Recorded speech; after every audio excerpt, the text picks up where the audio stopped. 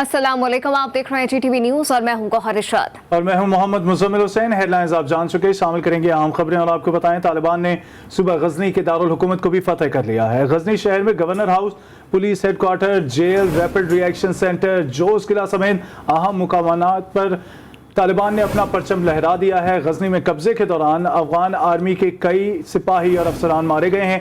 बड़ी तादाद में अफगान फौजियों ने तालिबान के सामने हथियार डाल दिए हैं। शहर के मुख्तलिफ इलाकों में अफगान फौज चेक पोस्ट और अहम इमारतों से फरार हो गई है। काबुल और कंधार के दरमियान अहम तरीन सूबे के दारुल हुकूमत पर भी कब्जे के बाद तालिबान की अफगानिस्तान पर पोजीशन मजीद मजबूत हो गई है। फैजाबाद, फरा, पुल खमरी, सरायपुल, शब्बरगन, ऐबक, कंदूज, तलखान और जरंज पर तालिबान पहले ही कब्जा कर चुके हैं। और यहाँ आपको बताएं कि शेख रशीद न्यूज कॉन्फ्रेंस कर रहे हैं। नवाज शरीफ साहब का उनकी कहते हैं शरियाने उन्होंने समिट किया, सुकड़ रही हैं। पाकिस्तान में आए जी, खुद आए, अपनी कौम को बताएं कि मैं ये नहीं कि अब वीडियो पे अब देखें 40 कैमरे लगे हैं तो जलसों का भी अब कोई फायदा नहीं है। मैंने क्यों प्रोग्राम कम किए हैं कि अगर आप एक फंक्शन करते हैं, एक आप प्रैक्टिकल काम करते हैं और उसके बाद मीडिया सारा मौजूद होता है, आपको कवरेज मिलती है। सो नवाज शरीफ के लिए यही बेहतर है। शहबाज शरीफ ने अपील नहीं की, सो इसलिए मैं नहीं समझता कि वो जाना चाहते हैं, वो यहाँ मीडिया खेलना चाहते हैं, वो खेलें। और ये अंजुमन इमदाद इस्ताइश बामी PDM में है क्या? एक फजलुर रहमान और एक नून लीग, बाकी तो कोई मेंबर ही नहीं है। 9 जमातों का मुझे कोई नाम लेके बता दे, नाम लेके बता दे कि इसकी एक सीट है मेरी तरह। दूसरी जानिब वजीर आजम इमरान खान इस वक्त तकरीब से खिताब कर रहे हैं। यहाँ का जो मौसम है वो बड़ी तेजी से गर्म हो रहा है और इस गर्मी की वजह से बड़े दुनिया को मसले आएंगे सामने। मसलन अभी भी कहीं आग लगी हुई है जिधर कभी पहले आगे नहीं लगी, जिस तरह साइबेरिया में कभी इस तरह की आगे भी नहीं लगी। पहले लगती भी थी आग, लेकिन ऐसी नहीं लगी क्योंकि ये ग्लोबल वार्मिंग और फिर मौसम की लगी, जिस तरह साइबेरिया में कभी इस तरह की आगे भी नहीं लगी। पहले लगती भी थी आग, लेकिन ऐसी नहीं लगी क्योंकि ये ग्लोबल वार्मिंग और फिर मौसम की तब्दीली की वजह से अमेरिका में, रशिया में, अभी तुर्की में, ग्रीस में, इटली में उस तरह की आगे लगी हुई हैं जो कभी इंसानी तारीख में पहले नहीं थी। उसके अलावा फ्लड्स ऐसे आ रहे हैं जो कि इंसान की तारीख में कभी इस तरह के फ्लड्स नहीं आए। और फिर जो गर्मी पड़ रही है कई जगहों के ऊपर, जिसमें पाकिस्तान में जो जैकवाबाद है, सबसे ज्यादा दुनिया में जो गर्म इस वक्त इलाका है और जो सबसे हाई टेम्परेचर रिकॉर्ड किया गया वो पाकिस्तान में जैकवाबाद में। तो हमारे लिए ये दुनिया में भी इसकी बड़ी अहमियत है कि हम अब इस तरह की बिजली बनाएं जिससे ये जो ग्लोबल वार्मिंग इसके ऊपर इम्पैक्ट ना पड़े। तो ये जो बिजली बनती है पानी के ऊपर और ये जो तरबेला की 5 टनल है, इससे जो बिजली पैदा होगी ये साफ बिजली होगी। और हमारी कोशिश ये है कि पाकिस्तान वो मुल्क हो 2030 तक जिसकी ज्यादातर जो बिजली बनेगी वो साफ बिजली बनेगी। वो उन पानी से बनेगी या फिर वो सूरज की सोलर से बनेगी और या फिर हवा से जो विंड एनर्जी है उससे बनेगी। लेकिन हम कोशिश करें कि हम ये जो फॉसिल फ्यूल्स जला के बिजली बनाते हैं उससे ना बने। तो इसलिए एक तो ये मेरा आने का आज यह मकसद था। दूसरा ये कि ये जो टनल 5 है इसकी वजह से इस डैम की तरबेला की जिंदगी लंबी हो जाएगी, क्योंकि हमें सबको पता है कि सिल्ट या जो सेडिमेंट आ रहा है वो चलता आ रहा है ऊपर से, वो सिर्फ 4 मील दूर है इस डैम से। और ये जो टनल 5 है इसकी वजह से हम काफी वो जो सिल्ट है उसको फ्लश कर देंगे। तो ये भी इसकी एक बहुत बड़ी चीज है कि डैम की जिंदगी बड़ी हो जाएगी। उसके साथ साथ दासू और बाशा डैम, इनका बनना टाइम पे बड़ा जरूरी है, क्योंकि उसकी वजह से भी ये सेडिमेंट जो आ रहा है, जो सिल्ट आ रही है इस तरफ डैम की तरफ, वो भी बहुत आहिस्ता हो जाएगी और डैम की जिंदगी ज्यादा लंबी हो जाएगी। मुझे सिर्फ एक चीज अफसोस होता है, कई दफा कि हमने पहले इन चीज़ों का नहीं सोचा। बाशा डैम 1984 में फैसला हुआ था बनाने का, 1984 में, और वो किसी वजह से क्यों नहीं बनी, क्या दूर की सोच किसी में नहीं थी, या शायद जो उसके बाद आए लोग उन्होंने 5-5 साल अपने इलेक्शन का सोचा, क्योंकि डैम बनने में टाइम लगता है, तो उसकी वजह से हमारे मुल्क को बड़ा नुकसान पहुंचा। हमें जो आज बिजली हम बना रहे हैं, जो हमने कॉन्ट्रैक्ट साइन किए हुए हैं, वो महंगी तरीन दुनिया की बिजली है, और हमारे बदकिस्मती से कॉन्ट्रैक्ट ऐसे हैं कि चाहे हम वो बिजली का इस्तेमाल करें या ना करें, हमें उसका पैसा देना पड़ता है, जिसको कहते हैं कैपेसिटी पेमेंट। अब इसकी वजह से बदकिस्मती से हमारे लोगों को महंगी बिजली मिलती है। अगर हम ये पानी के ऊपर ही बिजली बनाते रहते, जो ज़्यादा बिजली, जो कैपेसिटी थी पाकिस्तान में पानी पे बिजली बनाने की, क्योंकि हमें तो अल्लाह ने बड़ा करम किया, हम तो सारा रास्ते पे ये दरिया सिंध के ऊपर हम बिजली बना सकते थे, तो बदकिस्मती से वो नहीं बनाई, और उसकी वजह से आज हमारे लोगों को महंगी बिजली मिलती है, हमारी इंडस्ट्री को महंगी बिजली मिलती है, उससे वो मुकाबला नहीं कर सकती दुनिया में जब तक हम उनकी बिजली सब्सिडाइज ना करें। तो कौम को बहुत नुकसान उठाना पड़ा कि दूर का ना सोचा हमने, लॉन्ग टर्म प्लानिंग नहीं की। आज अगर चाइना, जो दुनिया में सबसे तेजी से आगे बढ़ रहा है, उसकी सबसे बड़ी कामयाबी का राज यह है कि वो दूर के प्लान किए हुए हैं, लॉन्ग टर्म प्लानिंग, 20 साल 30 साल, और हमने सिर्फ इलेक्शन टू इलेक्शन की प्लानिंग की वजह से आज अपने लोगों को इस मुश्किल में डाला हुआ है। हम ये भी है कि हमने हमारे दौर में हमने फैसला किया है 10 डैम्स बनाने का। इंशाल्लाह 10 साल तक पाकिस्तान में 10 नए डैम्स बनेंगे, जिसमें बाशा और दासू भी हैं, और ये 10 डैम से पानी भी, हमारे पास आगे पानी की भी कमी आ रही है क्योंकि आबादी बढ़ती जा रही है, और जब तक हम डैम्स नहीं बनाएंगे हम पानी को स्टोर नहीं कर सकेंगे। स्टोर करेंगे तो हम ज़्यादा अपने लोगों को पानी दे सकेंगे, अपने किसानों को। हमारा जो अक्सर पानी है पाकिस्तान के दरियाओं में, वो 3 या 4 महीने में सारा आता है पानी।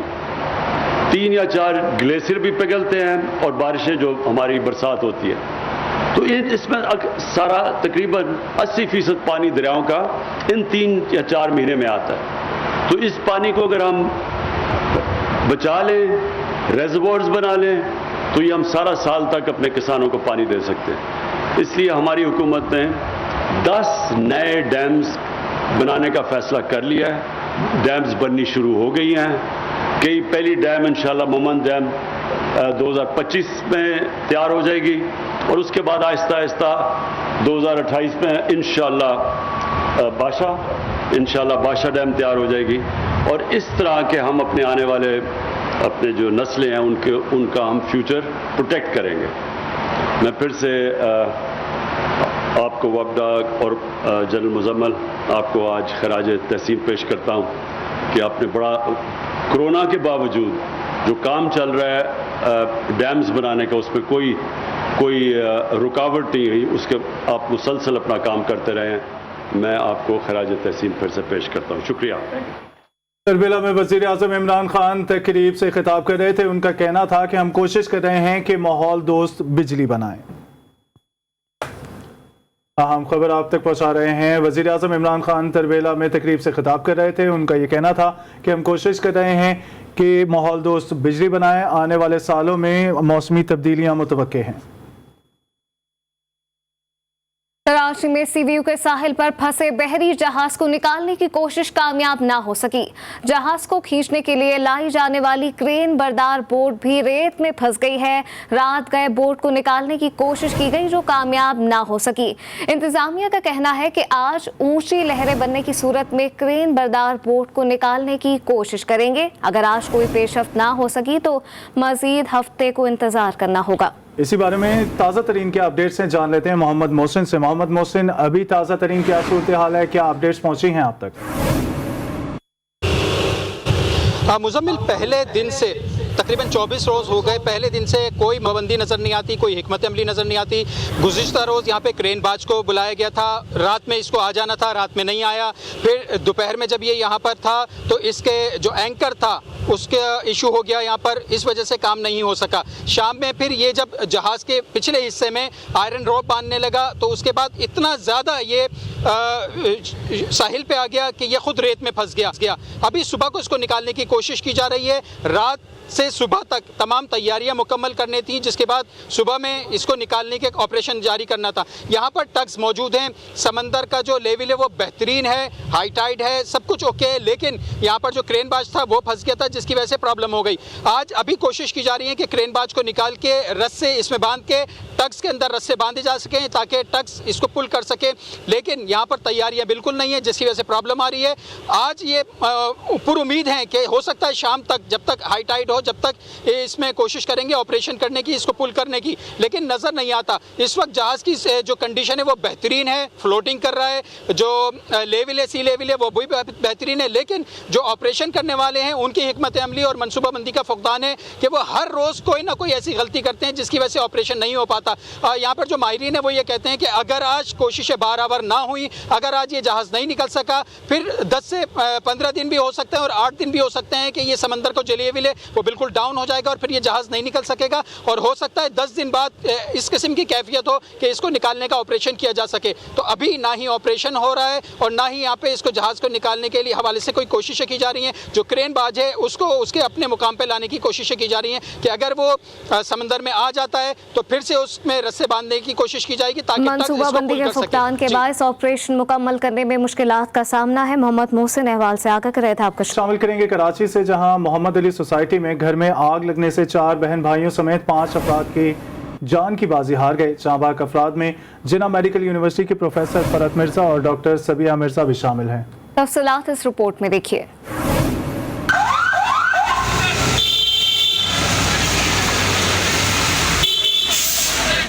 कराची के इलाके मोहम्मद अली सोसाइटी में सुबह सवेरे लगने वाली आग 5 अफराद की जिंदगियों का सूरज ग़ुरूब कर गई। आग लगने की इत्तला पर फायर ब्रिगेड की 3 गाड़ियां जाए वक़्वा पर पहुंची। इमदादी कार्रवाइयों के बाद मकान से 4 बहन भाइयों समेत 5 अफराद की लाशों को निकाल लिया गया। जांबाग अफराद में जिन्ना मेडिकल यूनिवर्सिटी के प्रोफेसर फरत मिर्जा और डॉक्टर सबिया मिर्जा भी शामिल हैं। इब्तदाई तहकीकात के मुताबिक 5 अफराद का इंतकाल दम घुटने के बाइस हुआ। पुलिस ने आग लगने के हवाले से तफ्तीश शुरू कर दी। वजीउद्दीन, जी न्यूज़, कराची। कोटली आज़ाद कश्मीर में असिस्टेंट कमिश्नर दूलिया जट्टा जराल के दफ्तर को रात गए नामालूम अफराद आग लगा दी।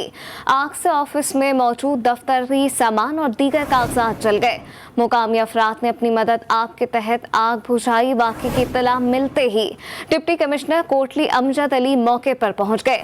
डीसी कोटली का कहना था कि शरपसंद अनासर असिस्टेंट कमिश्नर बिनीश जराल को डराना चाहते हैं। वाक़े में मुलविस मुल्ज़िमान जल्द ही कानून की गिरफ्त में होंगे।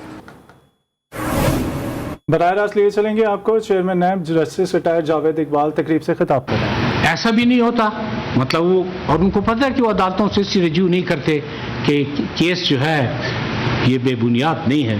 और दूसरी बात यह है कि नैब किसी के खिलाफ बेबुनियाद केस क्यों बनाएगा? हमारी किसी से क्या ज़ाती परखाश है? यानी 90% केसेस ऐसे हैं जिनमें मैं ये जानता भी नहीं कि जी केस किन के खिलाफ बना है, लेकिन जब भी कभी कोई रेफरेंस मेरे पास रीजन से आया है तो मैंने अल्लाह ताला को हाजिर नाजिर जानकर उसका मुताला किया है, उसको देखा है, और जब फील किया है कि केस बनता है तो हमने केस बनाया है। अब सवाल ये है कि नैब का इदारा वजूद में इसीलिए आया है ना कि जी आप करप्शन के खात्मे के लिए कोशिश करें। अगर करप्शन के खात्मे के लिए कोशिश की जाती है तो वो आपको इल्ज़ामात का सामना करना पड़ता है। लेकिन आज मैं आपके सामने दोबारा इस बात को दोहरा रहा हूँ कि इल्ज़ाम किसी नौइयत का भी हो, कैरेक्टर असैसिनेशन हो, ब्लैकमेलिंग हो, धमकियाँ हो, इंसेंटिव हो, लालच हो, कुछ भी हो, नैब ने अपना काम करना है और नैब अपना काम करता रहेगा, बजाय इसके कि आप इल्ज़ामात तराशी में, दुश्मनाम तराजी में अपना वक्त ज़ाया करें। ज़्यादा बेहतर है कि आप अगर फील करते हैं कि आपके साथ कोई ज़्यादती हुई है तो मुतल्लिका अदालतें मौजूद हैं, आप अदालतों में चले जाएं और अपना आप रिलीफ ले लें। बाकी एक ये बात तवातर से दोहराई जाती है कि जी नैब प्ली बारगेन कर लेता है। नैब जब प्ली बारगेन करता है तो कानून के मुताबिक करता है, कानून में प्ली बारगेन की शिक मौजूद है, नैब के इख्तियारात हैं कि आप प्ली बारगेन करें। और दूसरा मतलब मैं जो तनकीद करने वाले असहाब हैं इस एंगल से, स्पेशली प्ली बारगेन से, उनसे मैं गुजारिश करूं कि प्ली बारगेन की हतमी मंजूरी अदालत देती है। हतमी मंजूरी का इख्तियार चेयरमैन के पास नहीं है, चेयरमैन अपनी सिफारिशात के साथ भेज देता है। क्या ये बेहतर नहीं है कि अगर आपका 100 रुपया डूब रहा है तो 100 की जगह आपको 95 रुपये मिल जाए?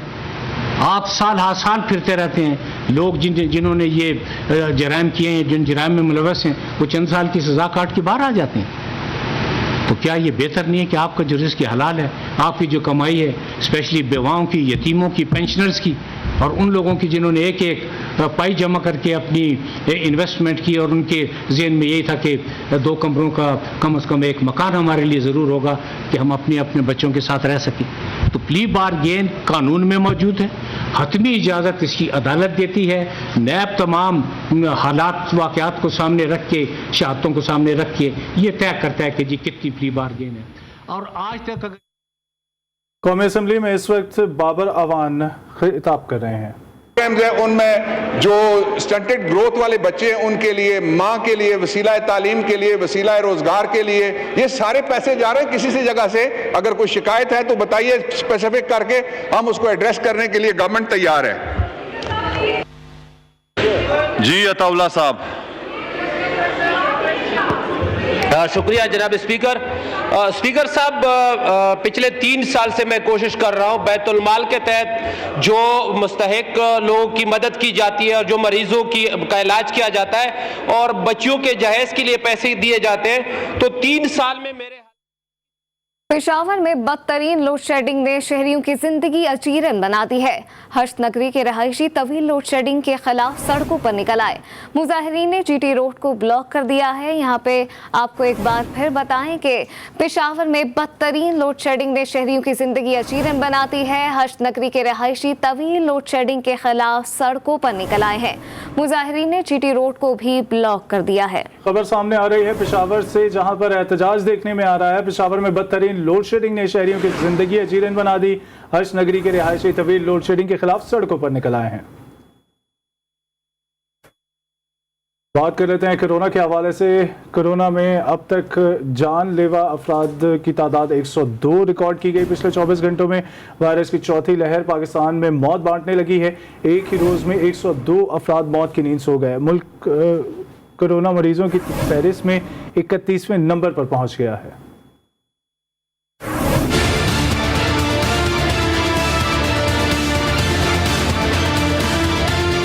SOPs को नजरअंदाज करने के भयानक नताइज सामने आने लगे। मुहलिक वबा ने एक रोज में 102 जिंदगियां निगल ली, जबकि वबा ने मजीद 4,934 अफराद को लपेट में ले लिया। National command and operation centre के मुताबिक गुज़श्ता 24 घंटों में कोरोना के मस्बत केसेस की शरह 8.30% रिकॉर्ड की गई।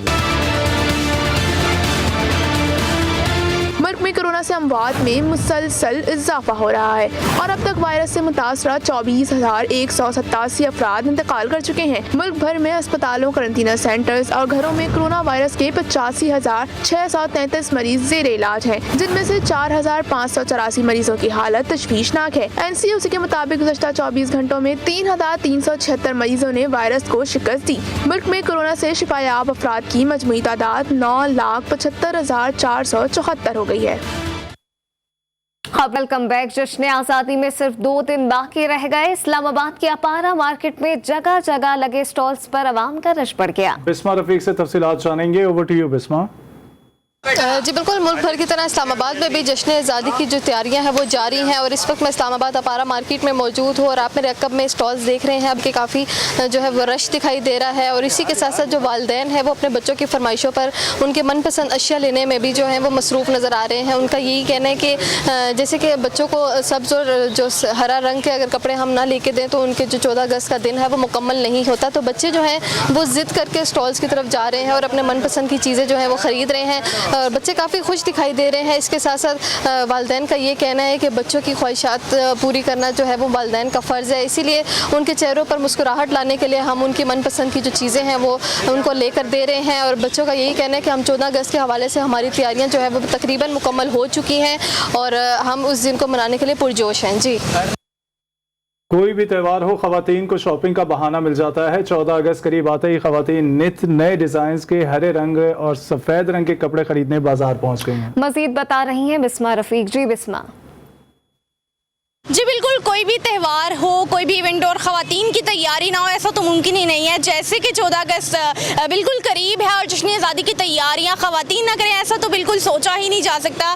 यूँ तो सोचा जा सकता है कि ईद हो या कोई भी त्यौहार हो तो ख़वातीन की तैयारियां पेश रहती हैं। ख़वातीन किस तरह के डिज़ाइंस जो है इस बार पसंद करी हैं 14 अगस्त के हवाले से, जश्न आज़ादी की तैयारियाँ किस तरह से चल रही हैं। हम यहाँ पर एक मार्केट में मौजूद है जहाँ पर ख़वातीन के ड्रेसेस की भरमार लग चुकी है। हम दुकानदार से जान लेते हैं कि आजकल कौन से ड्रेसेस जो है ख़वातीन के इन डिमांड है 14 अगस्त के रेलेवेंट।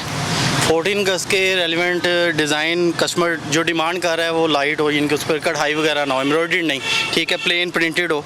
ये ड्रेसेस इनके इस वक्त रिपीट सेल है, इसकी डिमांड अच्छी है इसकी।